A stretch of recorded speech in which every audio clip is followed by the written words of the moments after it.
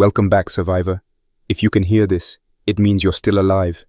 This is Jack's Nightmares, and this is your next story.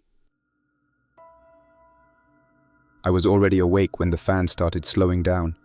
No beeping, no surge pop, just a slow fade like the current was being choked off. My wall clock was stuck at 3:42 in the afternoon. I reached up and pulled the cord. Nothing. No spin, no sound. Same with the refrigerator. The light inside was dead. I opened the breaker panel above the laundry nook. Voltage was reading under 180. That was brownout range, low enough to cook compressors if I didn't kill the load.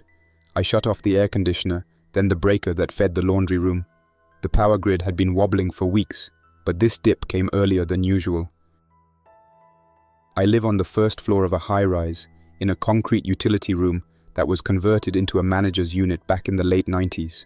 No windows, just a steel door with a peephole and an electric deadbolt. Most of the residents think I sleep in some fancy back office, but I don't. I've got a cot, 2 fans, a water jug, and a wall of tools. I'm the building caretaker, full-time manager. Most people just call me Mick.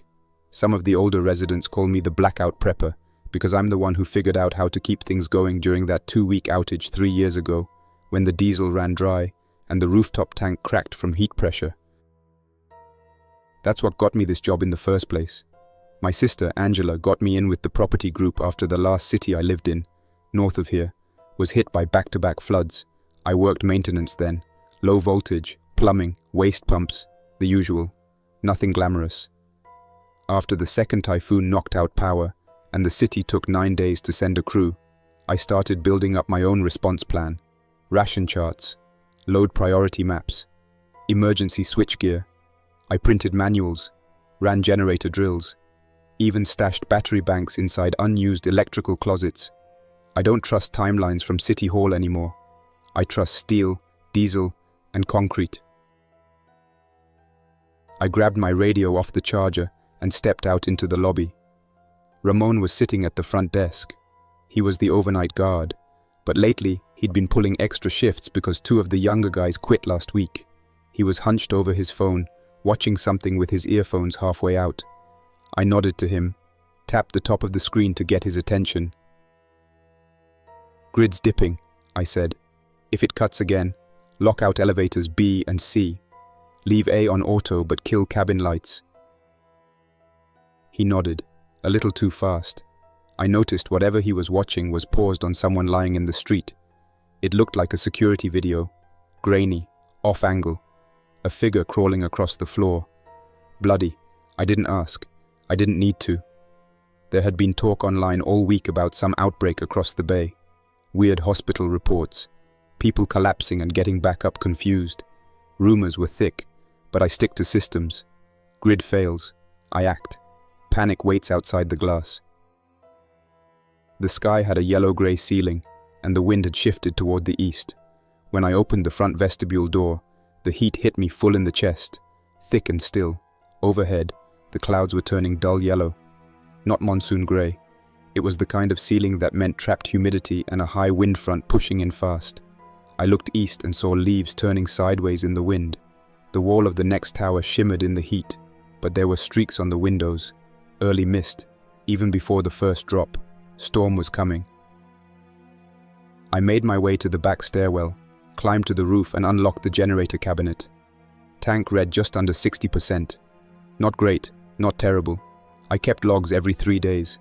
At 30% load, we had about 26 hours of runtime. Less if anyone started using the lobby air conditioner or turned on hallway lights we didn't need. I keyed the control box and switched to manual warm-up, letting the diesel cycle through without engaging the transfer switch. Better to have it running idle now than delay during a brownout spike. From the roof edge, I scanned the neighborhood. The streetlights were still on, but a few traffic signals were blinking red. Rolling dropouts, probably manual load shedding to preserve the main hospital lines. Near the pharmacy at the next intersection, I saw a crowd. More than usual. Young, loud, half of them in shorts and travel shirts. Tourists, probably backpackers from the hostel around the corner. They were pressed up against the steel shutter, not in line, but shouting. I saw one try to bang on the grate. Another started recording with his phone. The pharmacist was already pulling the chain down. Rain hadn't even started yet. Back inside, I heard the first warning buzz from the grid panel. Frequency drop. It was going to go. I went straight to the office, pulled out the laminated emergency notice sheet, and taped it to the front desk glass. Storm plus brownout protocol. 1 elevator active. Car A. All others disabled. Water pumping windows announced. Lobby access locked once grid goes down. The sheet was clear. No room for debate. I also pulled out 2 thick cargo straps and laid them near the glass doors. I wasn't waiting for some stranger to come pounding when the real storm hit.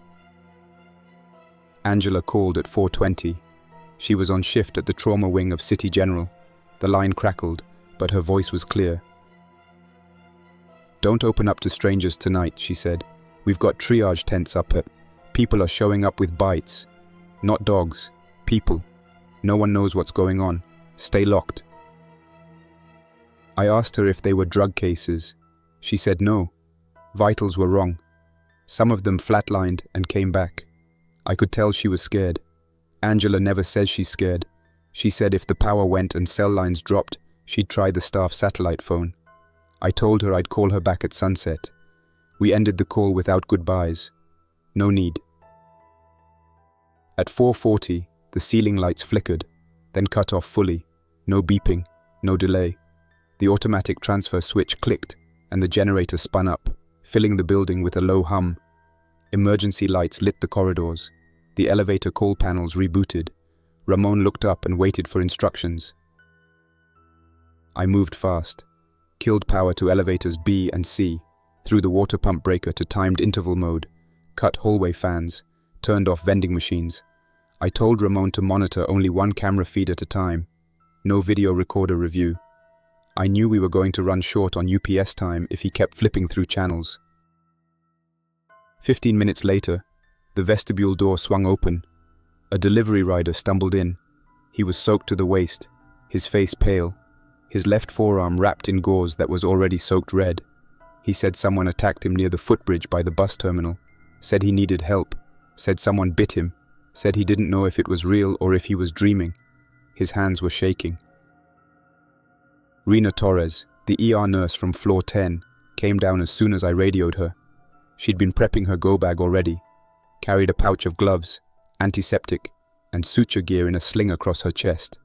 She checked the man, sat him on the bench, and asked a few questions. His pupils were dilated. His pulse was irregular. He said he couldn't remember the man who bit him, just that he had blood all over his face.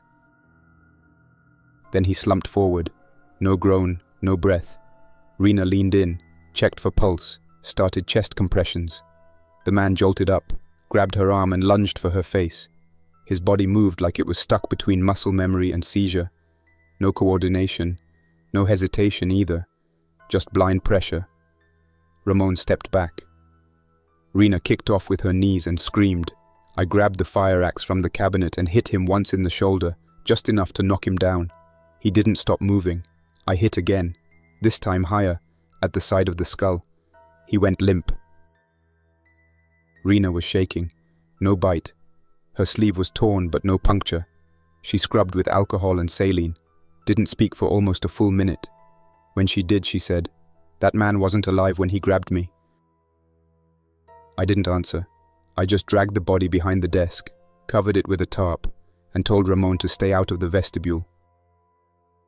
At 5:40, the first real raindrops started hammering the glass. The wind shifted hard from east to southwest. Visibility dropped fast. What I had seen from the rooftop earlier had been a warning. Now the wall of rain was real.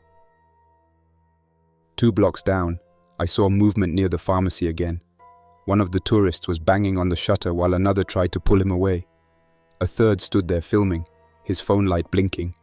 I closed the blinds over the lobby, turned off all non-essential lights. The building was too bright. We'd draw attention if we weren't careful. Just after 6, I got a message from floor 13. Water pressure low. I went to the control panel and manually cycled the booster pump for 10 minutes. No more than that. Diesel was already down to 55%. I made a note in my log. 3 pump cycles today. 2 more, and I'd have to start rationing by floor. At 6:20, I heard metal banging from below. It came in slow waves, 4 or 5 hits, then nothing, then again. Not frantic, just steady. I took the flashlight and crowbar, went down to the basement level through the east stairwell. Rainwater was already pushing against the parking ramp. The steel grate wasn't draining fast enough. The street outside was flooding. A man was crawling under the half-lowered gate. His legs were soaked. His arms moved like he didn't know they were there. When I got close enough to see his face, I realized his eyes weren't blinking. I backed up, grabbed the manual gate chain, and hauled the shutter down another 3 feet. It crushed his legs. He didn't scream, just kept clawing forward. I locked the gate in place and added a cargo strap to the side hook. I could hear more movement beyond the street line. I climbed back to the lobby without speaking. Rena looked at me. I nodded once. She knew I'd seen another one. The air in the building had changed. No one was talking, but people were starting to move in a more deliberate way. I could feel the pressure building. Not panic, not yet, but something close to it. The backup lights were holding, but the building was warming up. I walked back to the control panel and cut another round of breakers. Hallway fans off. Laundry room breakers off. That would stretch the generator a few more hours. I marked the changes on my clipboard and circled the fuel level. Just under 53%. Water pressure reports started coming in again around 7:15, this time from the 15th and 16th floors. I waited another 5 minutes, then manually cycled the booster pump for 10 minutes. If I did it too long, I'd burn more diesel than the rooftop tank could justify. I had no idea how long we'd be on backup power, and no guarantee anyone would be bringing more fuel. If the grid didn't come back by sunrise, we'd be facing real problems. Kenji showed up around 7:30. He wasn't holding his phone this time. Mira stood behind him, arms crossed. He wanted to know if we'd be letting in the people outside. Said he saw a group coming up the street. Said some of them were carrying bags and trying to wave down cars. I walked past him, pulled down the blinds near the door just enough to check. There were about 7 people standing across the street in front of the closed hardware store. Soaked, tired looking, all young, none local. 3 of them crossed the street and came up to our vestibule. 2 men and a woman. The taller one knocked hard enough to echo down the hallway. Ramon looked at me. I moved to the vestibule door, unlocked the latch, and stepped inside without opening the exterior glass. The man closest to the door raised both hands and spoke fast. Accent was Eastern European. English was decent. Said his name was Janko. Said they had been at a hostel up the block when the storm hit. Something about the manager locking them out. He said they had no power, no signal, no shelter. The girl Lotta interrupted him. She stepped forward and said one of them was injured. Not bitten, just fell during the scramble outside. She asked if we had dry floor space. Anything sheltered. Behind them, I saw another figure being helped along by 2 others.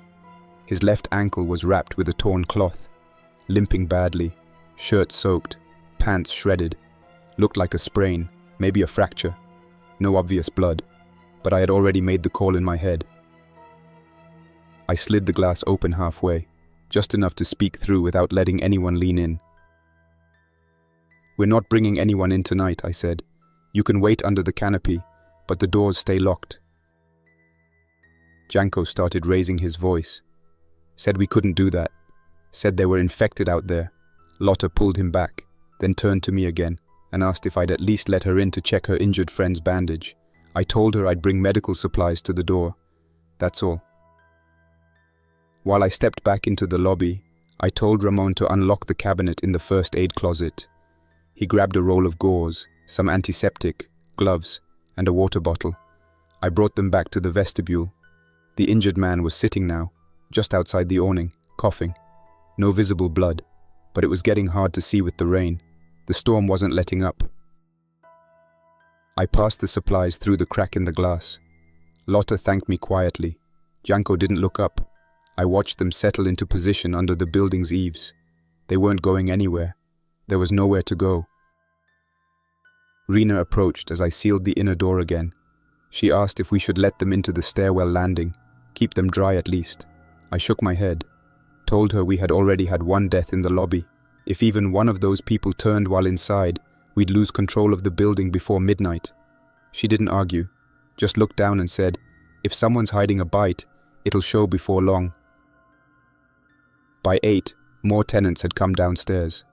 Some were trying to look through the blinds. Others were asking about the generator. I made a short announcement from the office PA system.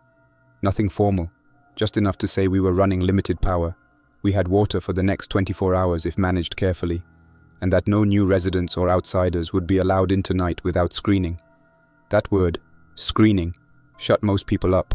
The mood shifted from annoyance to real concern. The vestibule group kept growing. 2 more had joined. One of them held a flashlight and kept turning it on and off, trying to signal something to someone down the block. I grabbed the duct tape from my office and taped black trash bags over the side window panels. We were not going to broadcast to the whole neighborhood that we had light, power, and dry space. The more we signaled, the more would show up. Downstairs, the water was rising. I returned to the basement to check the ramp.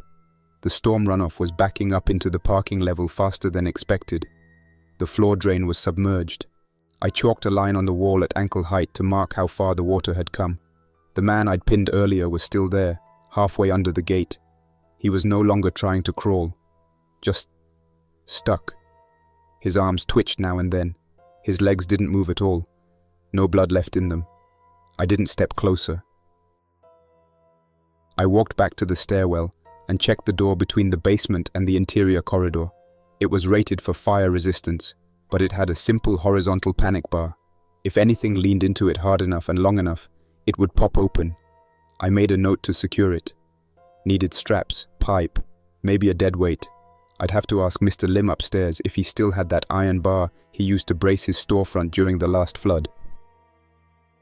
I returned to the control room and checked the fuel readout. We were at 47%. That gave us just under 12 hours if we held our current load. Any more pump cycles or additional lights, and that number would drop.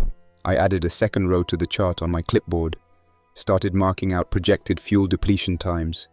I set the booster pump to cycle again at 10:30 p.m., just long enough to get enough water to floors 13 and above. After that, I'd have to rotate intervals by floor group. At 8:35, I heard a commotion outside the vestibule again. Someone was pounding on the glass, harder this time. I went to the door and saw that Janko had pulled one of the newcomers forward. A man, dripping wet, one arm limp. Lotta was trying to calm them down. I stepped into the vestibule again, unlocked the inner latch and slid the glass just far enough to speak. Janko said the man had fallen, that he needed medical help. Rena arrived behind me without needing to be called. She asked how he was injured. Janko hesitated, then said he didn't know. Lotta cut in and said it might have been a fence or something metal. There were no visible bites, no blood, but the man was groaning now. Low, irregular. I told them we could not let him inside unless he was screened, and we were sure he wasn't infected. Janko shouted back that we couldn't just leave someone to die. I stayed calm, said, "We are not equipped to treat what we don't understand." Rena asked me for 2 minutes and stepped out with gloves and a mask. She told them to hold the man still. She checked for signs of trauma. No swelling on the neck, no bleeding around the eyes, no obvious puncture wounds. But his pupils weren't reactive, and his limbs were getting stiff. She stepped back, told me quietly, "He's crashing. If he's not infected, he's about to go into shock, but I don't like how fast he's deteriorating." We backed into the lobby and sealed the glass again. Lotta nodded. She didn't argue. Janko stared at the door like he was memorizing the lock. I didn't like that look. I posted Ramon at the door with a flashlight and told him not to open it under any circumstance. I walked back to my office and pulled the backup radio off the charger, switched it to monitor mode. Nothing but static, no emergency broadcasts, no city coordination channels. The usual civil alert band was looping a storm warning from earlier that afternoon. No updates since then, no curfews announced. Just the same 4-line loop about staying indoors and conserving power. The building was holding together, but barely. If the vestibule crowd turned violent, or if even one of them turned inside the glass, we'd have to make a decision we couldn't take back. I needed more reinforcement at the basement door, more straps, more mass, something that couldn't be shoved open with body weight alone. I wrote down a list of materials and checked which utility closets might have extras. Then I sat down at my desk, turned off the main monitor, and stared at the wall clock. 9:12 p.m. I had maybe 3 hours before the generator needed to go into conservation mode for the night. I'd set a rotation, lights off except for emergency corridors, one elevator off, water pump only on scheduled intervals, no more exceptions, no one in, no one out. The rain hadn't let up. If anything, it was getting worse. I could hear it slamming against the rooftop vents above my unit. The floor vibrated slightly every time a gust hit the main facade. It was the kind of pressure you felt through the concrete, not just on the windows. The vestibule crowd had gone quiet again, but I didn't trust the silence. That kind of calm usually meant either sleep or a decision. I stepped out of the office and checked the camera feed. Ramon had lowered the brightness on the main screen, but one panel still showed the front entrance. The group outside had thinned to 5. Lotta was still there. Janko too. The injured one was gone. Either he had been moved or he didn't make it. I didn't see any signs of a struggle. No blood. But the fact that no one had come to ask for help since the last check worried me. I adjusted the angle on the small camera mounted inside the vestibule. There was a faint handprint smeared across the interior glass. I hadn't seen that earlier. By 9:30, the lobby had cooled slightly, but it was getting humid again. Emergency ventilation only moved so much air. I ran a quick building-wide PA announcement just to settle everyone. Told residents on floors 9 through 16 that the next water cycle would happen at 10:30. Reminded them not to leave trash in hallways, not to prop open stairwell doors, and to keep noise levels down. The fewer reasons we gave outsiders to look this way, the better. The real problem now was the basement. I went back down using the east stairwell, bypassing the main corridor in case anyone decided to follow. The flood line had reached my second chalk mark. That meant at least 4 inches of water had pooled near the drain. The outer gate was holding, but the sheet runoff was pushing against it with visible force. I checked the garage side fire door again. It was flexing. Not much, but enough that I could hear a faint creak when the wind gusted. If something leaned on it, or pounded, there was a real chance the latch would fail. I ran back up to the tool cage and pulled what I could find. 2 concrete blocks, a coil of rebar, an extra tow strap, and a length of threaded pipe I had saved from the last HVAC upgrade. I dragged them back down and wedged the pipe through the panic bar's push arms. I locked the ends into the stairwell railing using 2 cargo straps, and then looped the rebar around the midpoint to give it tension. The blocks went in front of the lower edge of the door just in case it kicked inward. It wouldn't hold forever, but it was better than the bare latch. Just before 10, I checked the vestibule again. Still 5 people outside. Lotta was pacing. The others were either sitting or leaning against the columns. A 6th figure showed up from the far side of the boulevard, walked right through the rain, slow, like it didn't care it was soaked. I watched the way it moved, stiff at the knees, feet dragging. One of the girls under the awning turned toward it, shouted something I couldn't hear. Janko stood up and raised a hand. That was a mistake. The figure changed direction, walked straight for the vestibule. No sound from its mouth. Arms low, neck tilted. It stepped over the curb but didn't adjust its balance. Just kept moving. That's when the panic started. The girl screamed and backed up against the glass. Janko reached for the door. Lotta pulled him back hard. He resisted for half a second, just long enough for the figure to reach the first step. I grabbed the bullhorn and ran to the interior vestibule door, switched it on, and shouted through the glass, "Do not open the door. Step back now." My voice echoed hard in the space. The delay was sharp enough to disorient. The walking figure was less than 5 feet from the edge now. It stumbled, dropped to one knee, then rose again. Janko was still hesitating. Ramon came over and unlocked the secondary latch. I stopped him with one word, "No." The figure reached the vestibule wall and pressed its hands flat against the glass. The others started shouting. The woman closest to it screamed again. The thing's face slid down the glass, skin pale and stretched. The eyes didn't blink. The lips didn't move. It started tapping the glass with its forehead, slow, steady, increasing force. The sound was heavy. Not a knock, a thud, then another, then another. Lotta grabbed Janko by the shirt and yanked him backward. The rest followed. They disappeared from view just as the infected one pressed its whole torso into the glass and slumped against it like it had no bones left. Then it started pushing harder. Its shoulder jammed into the doorframe. Its face smeared blood along the corner seam. No wounds visible, just blood from the nose, the mouth, the eyes. The way it kept pushing reminded me of something, but I stopped myself from naming it. Names didn't help. I bolted the vestibule's interior door and added a wedge bar between the handle and the floor. The exterior glass had hairline fractures now. I could see them spreading from the points where the thing had made contact. It wasn't going to break through, not yet, but it wouldn't hold another impact if someone panicked and opened the door. I told Ramon to kill the lobby lights completely and shift the cameras to hallway only. We were going into full quiet. 10:30 came. I cycled the water pump for 8 minutes, watching the amperage draw on the generator panel. Fuel dropped to 42%. I shut the pump down manually and marked the timing in my notebook. Floor 11 messaged the desk, said pressure was still low. I replied with one word, "Fill now." That was all I could give them. Rationing wasn't optional anymore. At 10:52, I heard scraping from the basement stairwell. I was halfway to sleep on the cot in my unit when the sound cut through. Metal on concrete. Slow, deliberate. I slipped on my boots and grabbed the flashlight.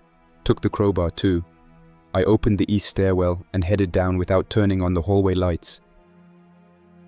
The door at the bottom was shaking slightly. Not from impact, from pressure. The water had risen another inch. The sandbags were holding the flow back from the inner steps, but the weight on the door was bending the middle outward. I moved closer and pressed my ear to the steel. I could hear a sound, not speech, not footsteps, just pressure, a kind of low scraping, then a pause, then again. I checked the lock, still holding. The pipe brace hadn't moved. I stayed there for almost a full minute, listening. Then I turned off the flashlight and climbed back up. When I reached the first floor, I saw Kenji waiting near the stairwell door. He had his phone in one hand, eyes wide, like a kid caught somewhere he shouldn't be. He asked what was going on. I told him straight, "Basement door is under pressure. If anyone opens it, we lose this building." He nodded and backed away. I didn't trust that look. Rena met me at the office. She had pulled on an old hoodie and was holding a notepad. She said 2 residents were asking about leaving in the morning. I told her we'd reevaluate after daylight. No one was to leave before I could inspect the exits. I had no idea how many infected were moving through the streets now, and no intention of opening that lobby again until I had hard data. By 11:30, we were fully dark. No lights in the corridors, only the red exit signs and the occasional glint off a phone screen. I reminded people again over the PA that we were under lockdown. Any motion sensors tripped in unauthorized zones would be treated as breach attempts. I didn't have weapons, but I had tools. That would have to do. At 11:40, the vestibule glass cracked. I heard it from the office, not a shatter, just a single sharp pop. I ran to the camera panel and pulled up the feed. The infected figure was gone, but the crack was there. Top left corner, a web-like fracture, shallow but spreading. The others outside were gone too. No trace of them under the awning. I scanned the other angles. Movement behind the fence line near the alley. At least 3 shapes. One limping, one standing still, one crouched. None of them moved in a way that made sense. I didn't look away from the screen until the movement stopped. Then I switched to the basement feed. The water level had risen again, at least halfway up the fire door.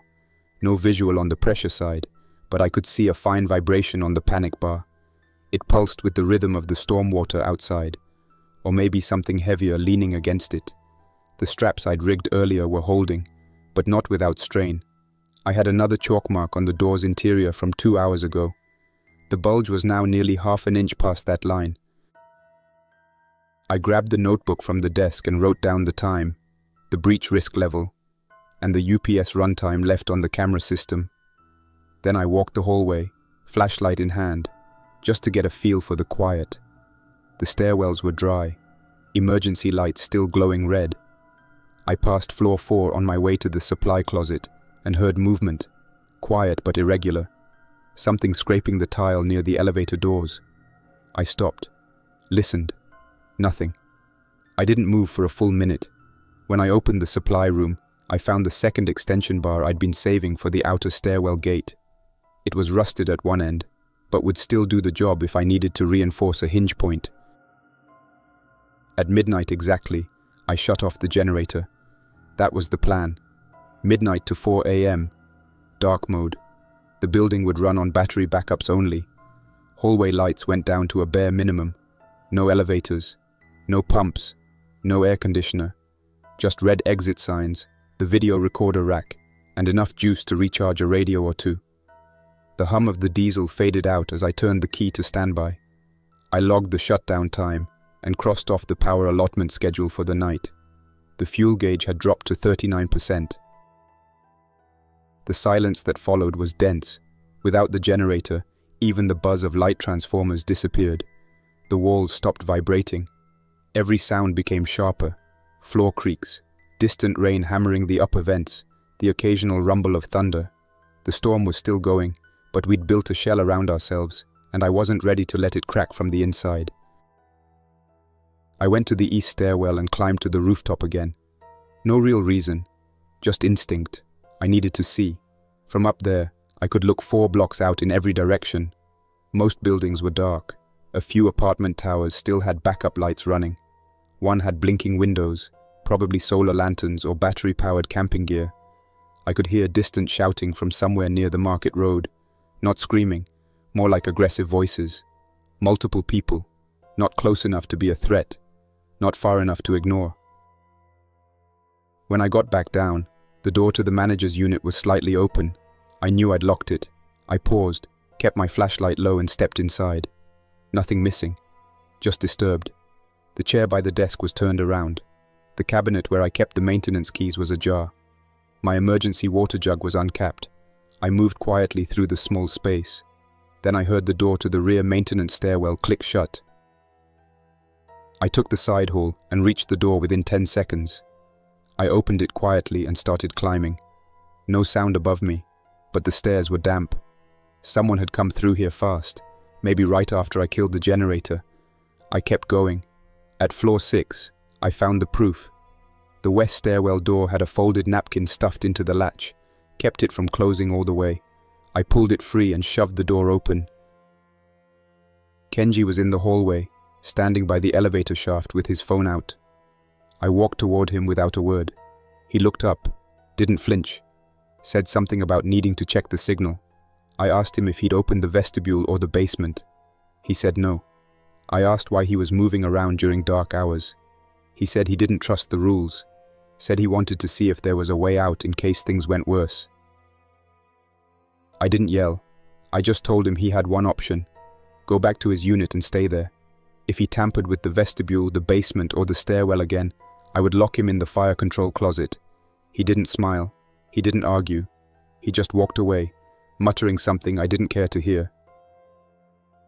I put the door back on mechanical lock, double-checked the cameras, and sent out one last radio call to the 3 guards who were still on duty. I gave them updated routes. I told them not to chase anyone breaking curfew. Just log it. No physical confrontation. I didn't want a mistake triggering something we couldn't contain. At 12:48, the basement camera tripped its alert. I leaned over and tapped the feed. The lower corridor was dark. Only the emergency light above the stairwell door showed the water level, and it was higher than before. At least ankle deep now. And something was pushing on the inside of the door again. This time, it was rhythmic. 2 hits, pause, 2 more, metal flexed. Not much, but enough to ripple the reflection from the floor light.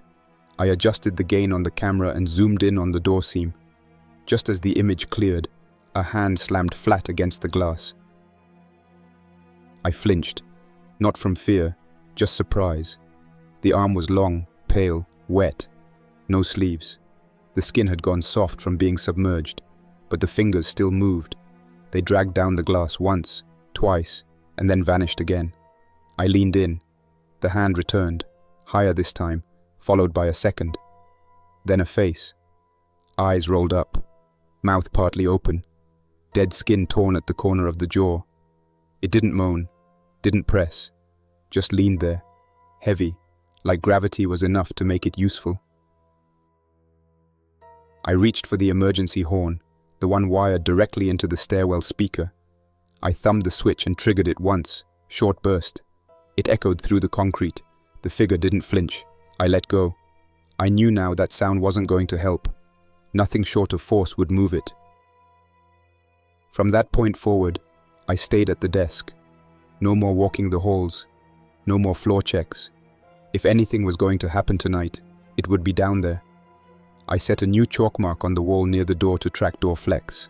I ran another set of calculations. Fuel remaining, 39%. Water pressure minimal past floor 12. Power cycle next run at 4:30 a.m. if the generator held. After that, every decision would carry more weight. At 1:23, the east stairwell door rattled once. I checked the camera. Nothing. Probably thermal contraction from the humidity, or someone moving too fast and closing a door too hard on another floor. Still, I logged it. I wasn't trusting assumptions anymore.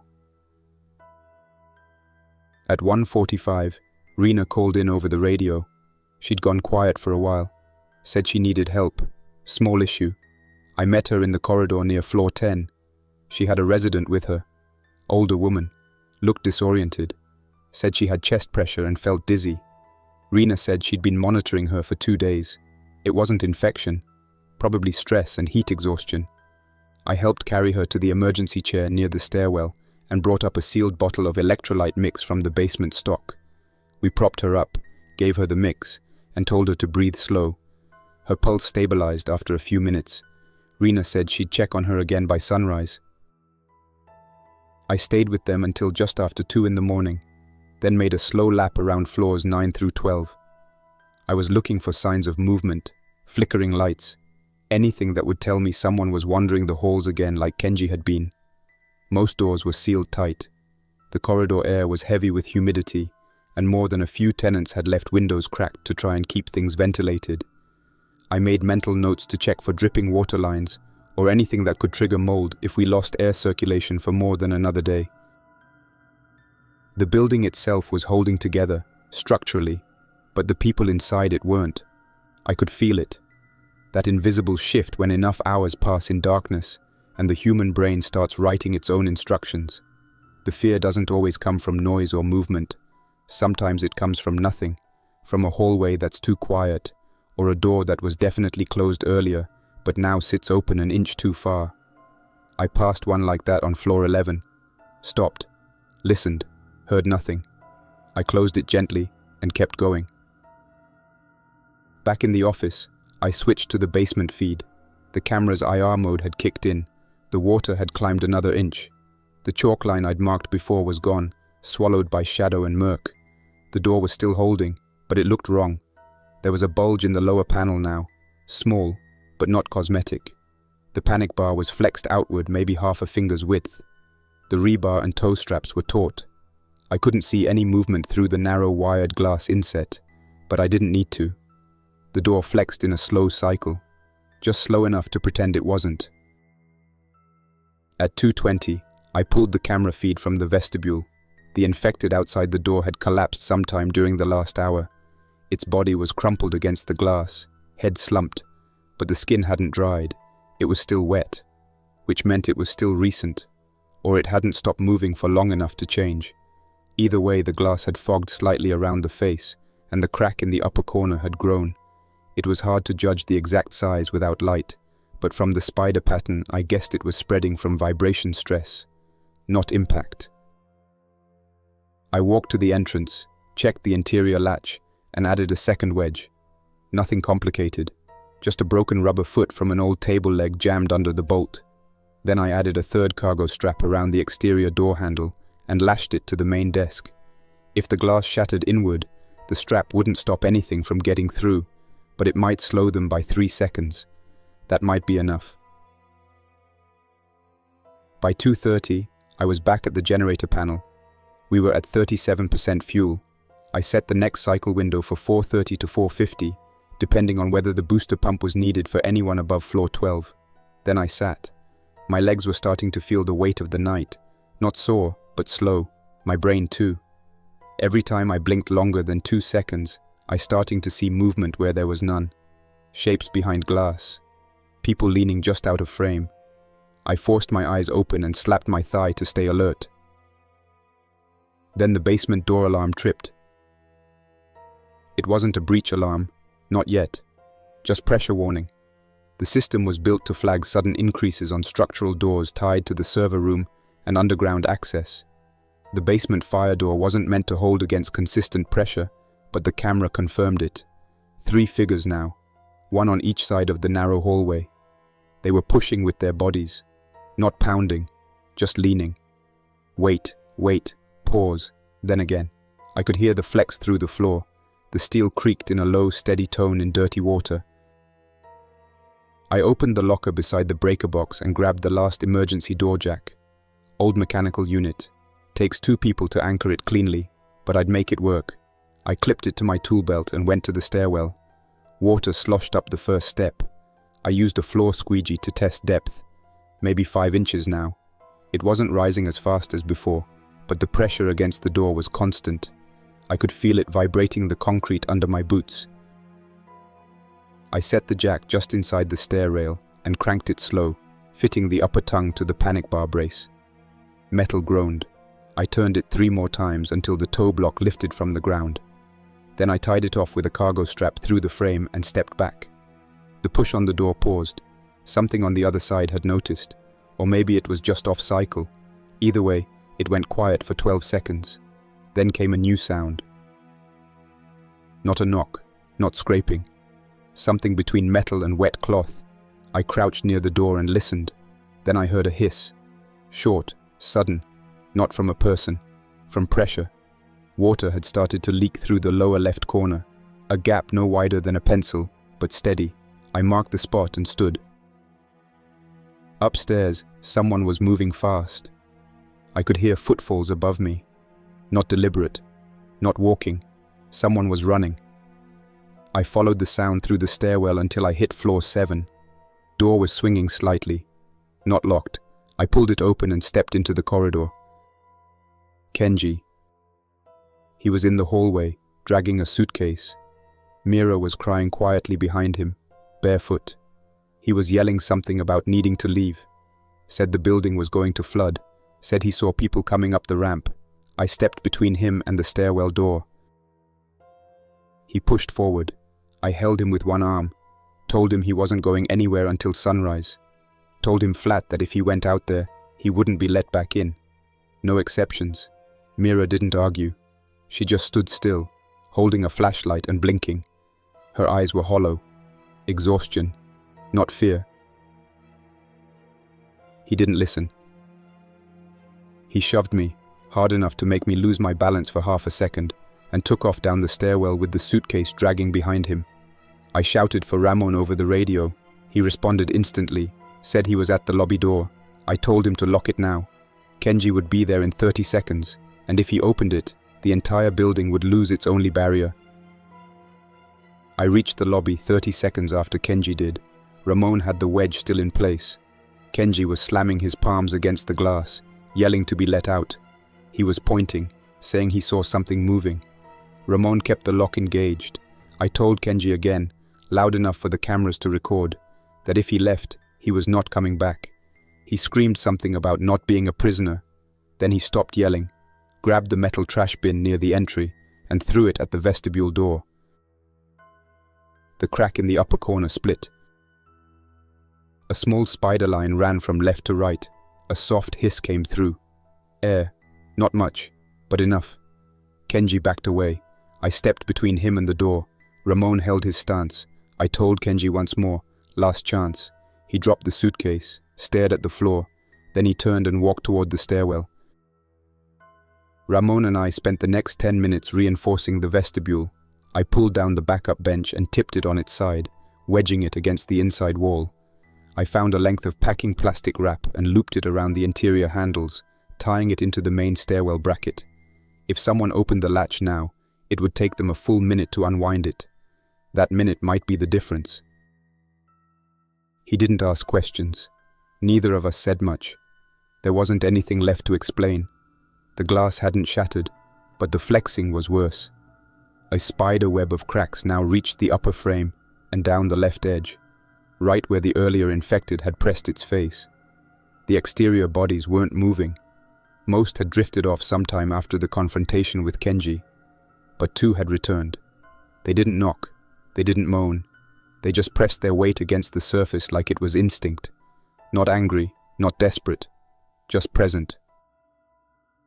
I stepped back from the vestibule, checked the floor again for weak spots. Nothing had shifted. The tile was dry. The walls were cold and sweating from the humidity. I told Ramon to stay near the stairs and only use the radio if something changed visually. Sound wouldn't help anymore. If the infected were listening, they weren't acting like it.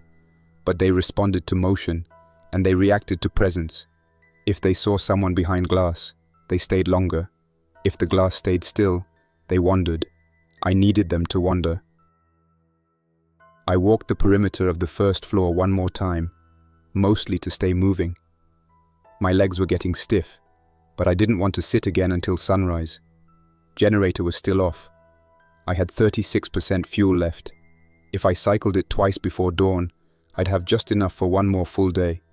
I was already planning for the point where that wouldn't be enough. We had buckets. We had roof collection tanks. The problem was pressure. Getting water to anything above the 6th floor would require pumping or carrying. Either cost diesel or manpower. Both were limited. At 3:20, I climbed to the rooftop again. The air was thick. The rain had finally slowed, but visibility was still low. You could see across to the buildings on the other side of the avenue, but nothing beyond that. The power grid was down citywide. I didn't see a single flicker on the horizon. No police beacons, no ambulance lights, no drones. Just darkness and static in every direction. I listened again for sirens. Still nothing. That's when I realized the radios had gone quiet for a reason. Not because there were no calls for help, but because the entire local network was overloaded or shut down. We hadn't seen police because they'd already failed to hold their own perimeters. I hadn't seen a medic since before the storm started because by the time the infected were moving openly in the street, the hospitals had already locked their gates. I'd heard Angela once, near sunset. Her voice was steady, but I'd heard the background in her call. Metal objects being dragged, doors being barricaded, people crying. When systems fail, responders are told to pull back to hardpoints. Not rescue, not evacuate, just contain and survive. I knew this because I'd worked buildings during the quake 3 years earlier. When the fire control grid collapsed, the local precinct closed its outer gates within 40 minutes. Medics were pulled back. Rescue was turned into triage. That protocol had a name: District Freeze. All city emergency units were given one order: stop moving, harden your perimeter, and wait for Central Command. And if Central Command never comes, you're on your own. We were already past that point. I stayed on the roof for 10 more minutes, watching for anything that would break the pattern. I saw none. Just mist, stillness, and the occasional flick of shadow too distant to track. I used the last of my flashlight battery to check the backup diesel tanks. Nothing had been tampered with. Still sealed. The rain had collected around the drainage channels. If we were careful, we could start filtering it tomorrow with cloth and bleach. It wouldn't be perfect, but it would keep people alive. I returned to the stairwell. On the way down, I passed Rena coming up. She didn't say anything at first, just walked with me, breathing slow. She said one of the teens on floor 15 had thrown up. He claimed he hadn't eaten anything spoiled, said it was nerves. Rena gave him activated charcoal and water. She said she wasn't worried yet, but she asked me, quietly, if I'd thought about what would happen if someone tried to leave once the sun came up. I told her I'd thought about it every 10 minutes since the generator went off. She nodded, then said something that stuck. They're not just scared of what's out there, some of them are scared of what's still in here. We parted at floor 10. I returned to the lobby. Ramon hadn't moved. He looked half asleep. I told him to rotate with the stairwell relief guard. He shook his head and said he'd rather stay near the door until sunrise. I didn't argue. I gave him my backup power bank and told him to plug in his radio. At 4:15, I powered the generator back on. The sound wasn't comforting. It was sharp now, loud against the quiet of the blackout. The engine kicked twice before catching. I ran the booster pump for 8 minutes and lit up the emergency corridors just long enough to allow people to fill water containers. After that, I shut off all hallway lights again, leaving only the exit signs glowing. The pump drawer brought the fuel down to 33%. I logged it and pulled the key. Then, the basement alarm triggered. Not just pressure this time, moisture sensor breach. I ran to the east stairwell, grabbed the long pry bar from the rack, and took the steps 2 at a time. By the time I hit the bottom, the water had passed the final chalk line. It was inside the stairwell now, flowing slow but steady, maybe 2 inches above the threshold. The fire door was still braced, but it had buckled in the center. A split had formed in the lower seam. The panic bar was twisted. And I could hear them again. Not pounding, not screaming, just movement, steady pressure, scraping metal, the sound of joints shifting under weight. Then the worst part. Breath. Not regular, not panicked. Just the kind of shallow, wet rasp that doesn't come from lungs working right. It was leaking through the door gap like steam. Ramon's voice came through on the radio. He said someone was knocking on the parking gate, not hitting it, just knocking, repeating. I radioed back, "Don't open anything." He replied, "It's not them, it's people. They're talking." I ran up, floor by floor. I knew that voice, knew what it meant. I reached the control room and pulled up the parking cam. At the base of the ramp, near the half-shut gate, a group of 6 people stood in a cluster. 3 of them were armed. 1 had a fire axe. 1 had what looked like a pipe or a pry bar. The woman in front was holding her hands out, talking into the camera. We had no mic feed outside, but I could see her mouth moving. She pointed at the gate, at the water pooling in the ramp, then at the sky. She held up a radio. I keyed the auxiliary receiver. Nothing. Switched bands. Finally picked up something on the storm response frequency, barely audible. She was asking for entry. Said they were part of a transport crew. Said they'd been locked out of their own apartment block when the generator failed. Said there were sick people outside. Said they needed dry ground. I didn't respond. I just watched. I counted every movement. 1 man behind her kept looking back over his shoulder. Another stood too far from the group, pacing. The third shifted his grip on the pipe 3 times in under 10 seconds. Not casual, not normal, either nervous or preparing. I didn't move. I watched the man's eyes. His pupils were wide despite the rain, and his jaw looked clenched, locked in place.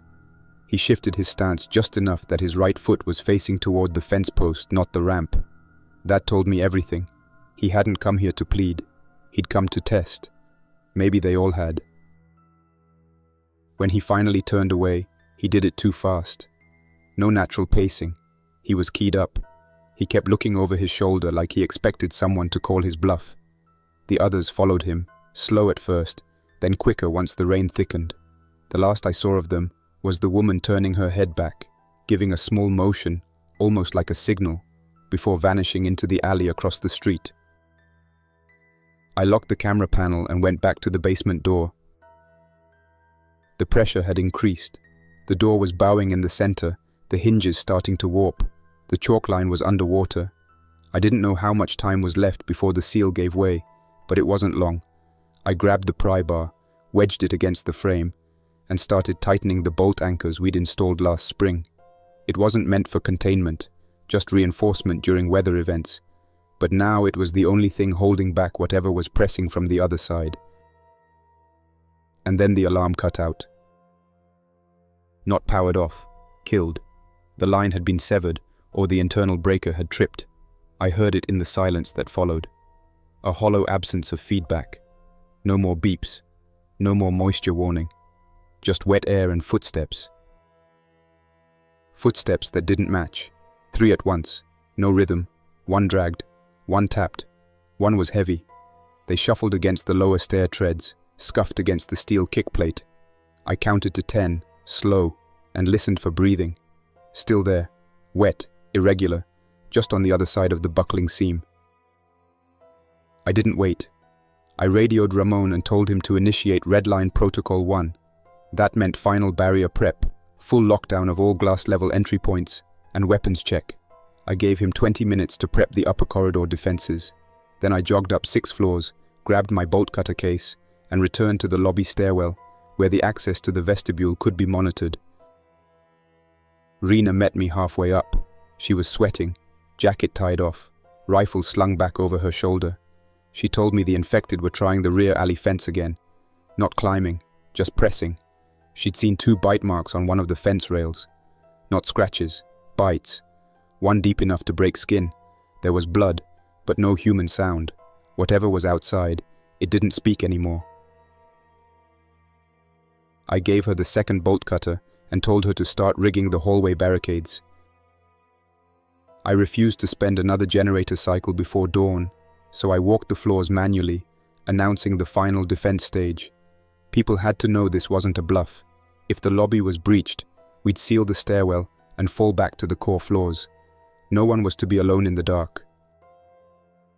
At 5:23, the basement door caved inward.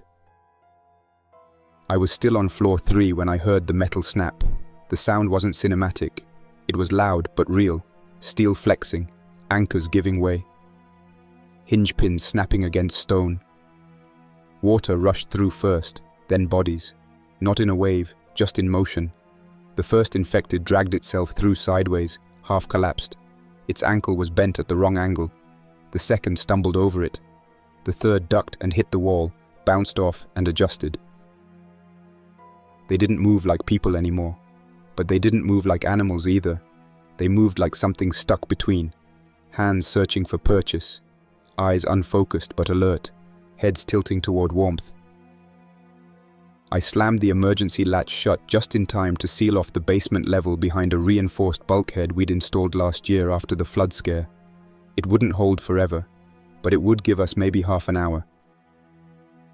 I reached the lobby again and took position near the center column. The outer vestibule glass was vibrating now. Small pulses, rhythmic, not random anymore. Someone, or something, was testing the integrity of the laminated sheets. Rena came through the stairwell behind me with 2 floor residents armed with pry bars and hammers. They were scared, but they didn't run. At 5:34, the main vestibule glass exploded inward. Not shattered, fractured to pieces, like a ceramic plate dropped from height. The safety laminate absorbed some of it, but the center frame gave way. The door was gone in seconds, and with it came 5 figures, wet, unsteady, closing distance through steady pressure. The first hit the bench we'd wedged sideways. It didn't react to the impact, just kept moving, head forward, shoulders low, both arms reaching. I fired once. The slug caught it in the lower chest. It stumbled, fell sideways, and didn't scream. The second made it past the debris and lunged toward Ramon. He pulled the trigger at less than 6 feet, close enough that he got splatter across his neck. He didn't flinch. The third infected slipped on the glass and dropped to its knees, crawling forward with both hands clawing at tile. I stomped down on its back and fired once more. The fourth didn't enter alone. It came with 2 others behind it. One adult, one looked like a child. Both showed signs of blood loss, ragged skin, visible ribs, no shoes. I shouted for the residents to back into the inner hallway, told Rena to fall to flank. She moved past me without hesitation and dropped to a crouch, fired twice. Both rounds hit upper torso. Not enough. She fired again. One went down, the other kept coming. I had 4 rounds left. I used 2. The lobby floor was a mess. Broken glass, blood, soaked clothing, water pooling around the furniture barricade. One of the infected was still twitching near the reception desk. Rena didn't wait. She walked forward and ended it clean. Then we heard the second breach. Not the vestibule, the alley gate. The chain had failed. I ordered everyone to fall back to floor 3. We had fallback choke points set at every second stairwell. Floor 3 had the steel fire door and crossbar lockdown frame. Rena covered the rear while I moved the residents. Ramon stayed at the lobby until the last second, then sprinted up after securing the last bolt. I slammed the 3rd floor barricade shut, locked the crossbar and sealed the viewing slit. We could hear them now, not just outside, inside, below us, climbing. We took stock. I had the pump shotgun from the guard locker with 8 shells total.